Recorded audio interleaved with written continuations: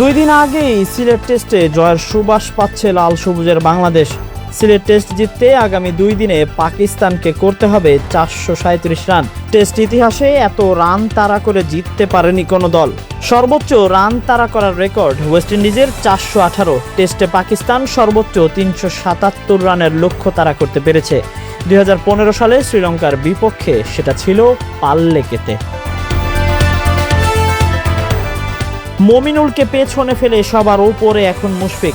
মমিনুল হককে টপকে বাংলাদেশের হয়ে টেস্টে সর্বোচ্চ সেঞ্চুরির রেকর্ড এখন মুশফিকুর রহিমের। পরিশ্রমের এক ফলই যেন এখন পেলেন তিনি। 3 সংস্করণ মিলিয়ে তার চেয়ে 2টি সেঞ্চুরি বেশি আছে তামিম ইকবালের। এসব রেকর্ড ভাঙা গড়ার খেলা ছাপিয়ে মুশফিক এখন অবশ্য আরও উপরে।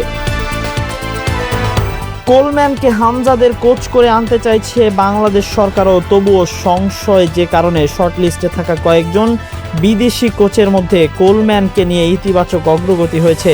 সরকারের পক্ষ থেকে প্রয়োজনীয় সহযোগিতার সম্মতিও দেওয়া হয়েছে, তবে শেষ পর্যন্ত কোলম্যানকে আনা হবে কিনা সেটা নিয়ে যেন থাকছে প্রশ্ন। 2 বছরের চুক্তিতে রিয়ালে ফিরেছেন জোসে মরিনহো। দীর্ঘ 1 দশকেরও বেশি সময় পর রিয়াল মাদ্রিদের ডাগ আউটে ফিরছেন হোসে মরিনহো। 2 বছরের চুক্তিতে আবারও সান্তিয়াগো বার্নাবিউতে দেখা যাবে তাকে। এখন কেবল কাগজপত্রের আনুষ্ঠানিকতা বাকি।